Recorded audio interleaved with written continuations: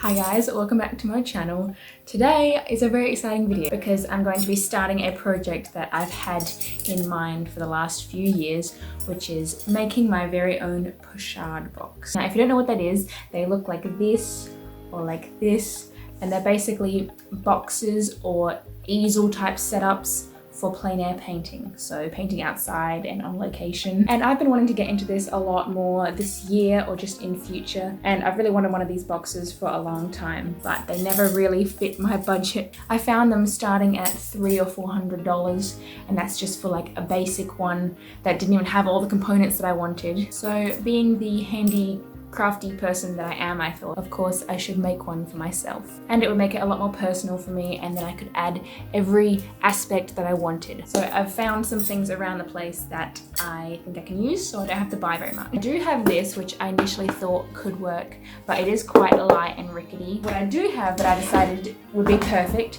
is this box here, which is a JSart box that I got a long time ago, and I used it to store my oil paints. So I have drawn up a plan of the rough idea of what I want. And I've got all my little components here that I'd like to include in the box. So this here is my initial sketch, and I'll explain how it's gonna work. I would like a little more working area, so I would like to make two wooden areas that fold out on hinges. One side could have a hole in it. As long as my jar is larger at the top than the bottom, I can put my water jar inside. And I even found some wood lying around that will be perfect, I think. It's the perfect thickness, which is very thin, but also very sturdy. Attach some hinges and somehow have them sit out well. I don't know exactly how I'll do that yet. As far as my work area, I could always have some of those bulldog clips that just keep my painting in place, but I would prefer to have some sort of spring-loaded thing that you can just pull up and catch your painting, whatever size it may be. I'll need some kind of chain or rope that will just attach on the side. In this area here, I'm thinking to remove these two dividers and put all my paint stuff. So the one and only thing that I have ordered, and is a thing that I've purchased for this, is a ceramic mixing palette. I do have a few of them that I could use, but none of them were exactly the right size. This one was okay, but I use it all the time and it doesn't have that many compartments. And this one has all the compartments, but it is a lot heavier and doesn't at all fit in the box. So I've ordered one that has quite a few little areas. What I'm thinking is that I will pour out my watercolors and let them harden in as smaller areas as I can, and then the rest of it will be a mixing area for my watercolor and for my acrylics. Now, I do not own a camera tripod, but I do have this, which is like a paddock easel with spikes on the bottom, so it should stick into the ground and the dirt and the sand very easily. It has these adjustable areas here that I can put my canvas, but the top is also very flat. Decent sized little area for me to sit this. It will have to be attached somehow, and I'm brainstorming how I'm gonna do that. Other than that, I think that's all that I need to think about as far as what to make, and I will keep you updated with the rest of it and how we go making the box. Oh, is that glued? Yeah. So we took these bits out. We're going to chop this to size and make some kind of hinges.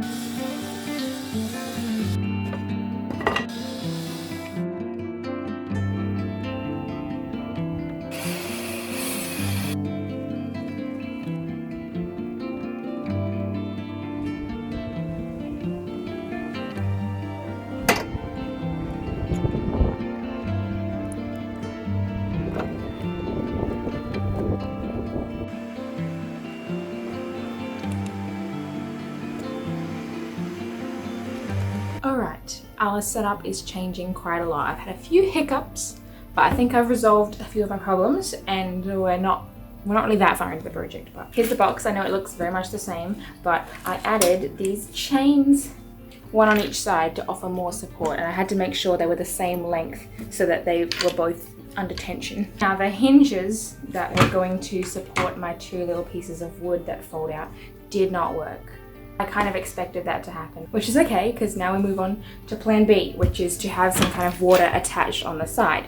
Now the first thing I did was, with all this wire stuff, I tried to make an attachment for this little jar. This piece of metal could clip onto the side, and then the jar sort of sits in there, and then some other type of wire at the top to support it. But because the wire was easy to bend, it also bent over time and didn't feel very supportive. So I thought the best thing that I can think of that has this exact setup already are those little water dishes that you put in a bird cage where they just clip on. And I found one. It doesn't have to be big, right? It just has to be quite small. This is really light, so it won't weigh it down much more. And I bent the metal so that it just clips right on the side. Perfect. Oh, God! There was dust right in the bottom of that, and I just blew it and it went in my eye. Now here's the palette that I got in the mail the other day, and it fits perfectly in here, look.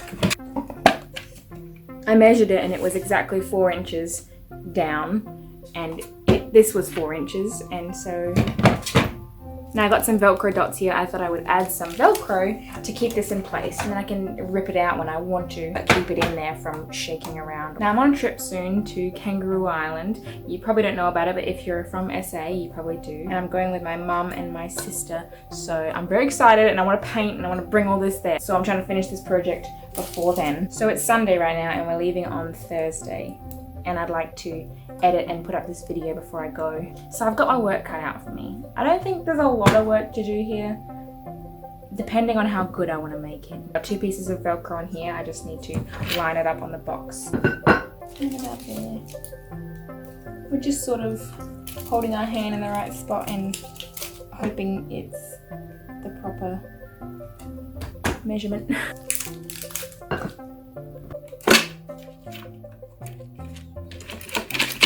And there you are. Ah! This is my area for keeping my tubes of acrylic paint. Little ones, which I don't have. I shouldn't have gotten rid of all those recently. I didn't think I would need them again. But in the meantime, I can pour my watercolors out over here and let them dry. I'm just deciding which of my watercolors I want to put in here. I could use this whole side. I think I'd still have plenty of mixing room over here. I don't know if I want to actually put all of them here. For example, recently I got a few extra greens because they were all on sale. But maybe later on I'll get some nice reds I want to put in here. And if I've used up all the places with a lot of green, I've taken out a purple and orange that I don't really use, or I can mix better colors of them from here. I'm just not sure if I want all these greens. I don't know. So I've just got this out to see what colors I actually will use and want to take. Now, I don't want to put too much because I might want to change them later, but I'll start with the Payne's Grey, and I think I'll just put one on each side of these little sections so I can get a lot more out of the area.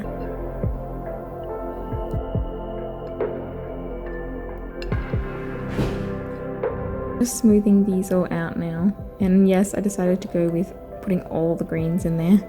I know they do look very similar on this palette, but trust me, they are quite different from each other. And I thought if I do get some other colors that I want to replace these with, I can just move them out reasonably easy. Right, as far as attaching the box to my tripod easel here, my brother devised a brilliant idea, which hopefully will work. He is gone now, so I have to follow through on the plans by myself. Basically, I have drawn on here the exact shape of that, and I'm going to cut this out with a jigsaw now, and then I will show you. It will make sense later.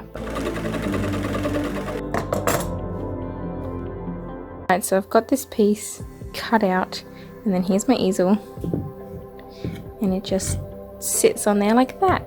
This big piece of wood here will be attached to the bottom of the box, and then I've got this screw here that I'm going to make a hole through here and a little divot at the end. Then we'll unscrew this when we take the box off, and then when you want to tighten, you just screw it in, and it should push against the wood there and hold it in place, which is the same kind of mechanics that these bolts here have.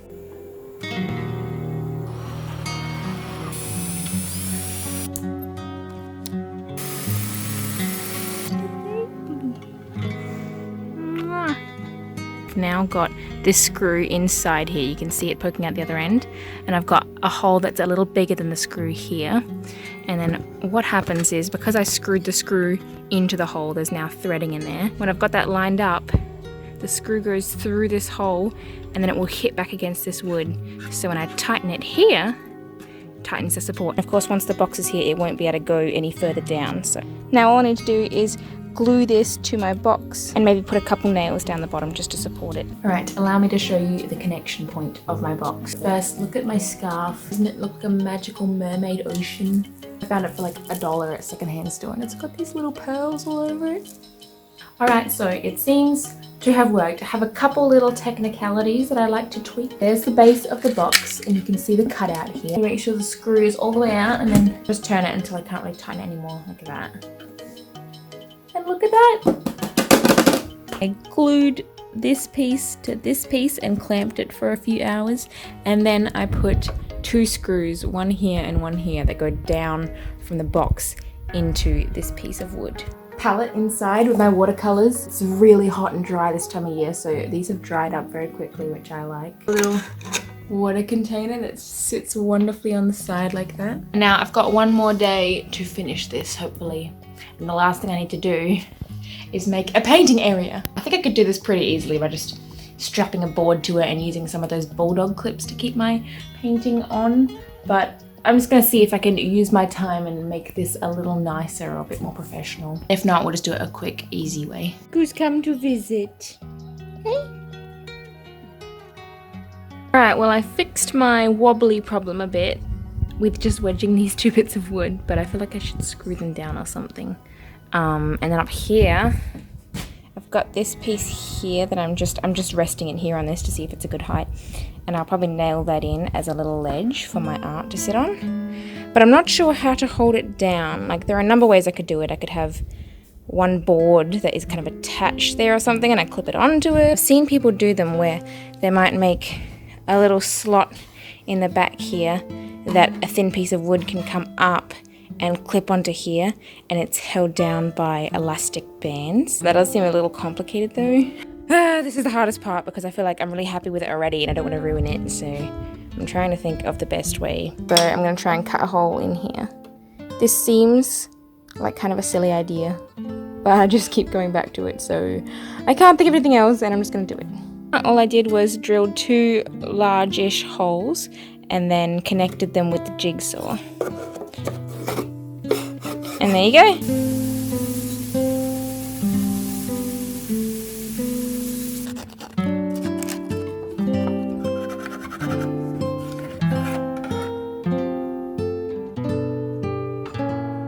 I've got this ledge now and it's very strong. I've just been gluing it and I've also put some screws in from this side just to make sure it doesn't break off. And if you see here, we've got the hole and the hole here. So this should go straight down through both of them like that. I should be able to put this loop on the bottom here and elastic between them. Now I've made this tricky for myself. I should have put it in before this bar was here. I did end up getting this in and all I had to do was drill from the other side where I had no boards blocking my way. And you can see I've just cut a rubber band and tied it around at kind of the height that I want so that this can go up like that. And then it's got its little channel that it can see. And here I've got these 2 little pieces that I've glued on. I don't know if they make a whole world of difference, but for my peace of mind I just put them there. I did start to screw them into these until I realized that this moves independent of this. So I just ended up gluing them to this. Alright, the box is done. For now, it's functional. There are a few little areas that I could certainly improve and think more about. I'm sure this won't be the first time I'm tinkering with it or making one of these boxes, but I think I did pretty well. It is really quite sturdy. I'd say probably similar sturdiness to one that you might buy from a shop, though I can't speak from experience, of course. I added a few things like this little hook on the side to keep my rag, and the water dish works very well. I can't believe I thought of doing anything else. This is the best solution to water in my opinion. Another thing that I've seen done quite well, I think though, is just having a hanging water off of here. Buy little buckets or something, or just attach some wire to a jar and have it hanging from here, or put a little nail in. And this little stretchy system of keeping my paintings in works pretty well, I'd say. It works for a number of different sketchbooks and papers and canvases. It is something that I might have to tweak later. Sometimes they do fly out from under it, so I might add a little catch on the end to keep it in. But with everything working pretty well, it's just something that I'll find over time, I think, and actually using it, what I need to change and what doesn't work well. I'm glad I got it finished before I go away to the beach and paint, and hopefully that will be my next video. I shall try and show you when I'm using it and painting some kind of water something. It's a beautiful evening and we've set ourselves up. I've got my little pochade box here, and my sister has her own brilliant setup. So this is what she kind of patched together last minute. She does more like oil painting landscapes, which are lovely. So got the oil stuff there, and then the paint's down there, and all the holes for the brushes. And then this is the idea I was talking about before with hanging it on there.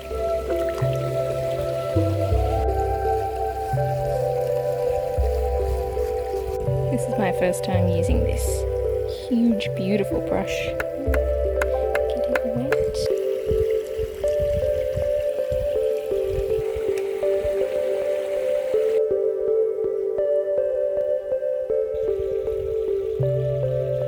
I think it was definitely well worth it for me to make one. I think I've learned quite a lot about it and things that I maybe didn't need to do or will do better next time. Quite a few things that I had in my mind at the beginning of this video didn't go according to plan, so I had to change tactics. If you're thinking to make one kind of like this, you could save yourself a lot of trouble by just having a tripod. One of those, some kind of attachments that clips into the tripod that I've seen people use. And instead of the chains, which I found kind of tricky, you could get some of those pressure hinges that they use for these kind of things. And instead of this bungee system that was a little tricky to figure out, you could just have more of a flat kind of area that you use these to just clip on paper. Or if you do have the money for it and you'd like to just buy one, I think in some ways it would be worth it if you don't like this kind of building and problem solving. And if you just watched this video to have fun and come along and see me make it, thank you very much for being here. I hope you have a great few weeks. I will try and record myself when I'm away and painting for another video, and I'll see you soon.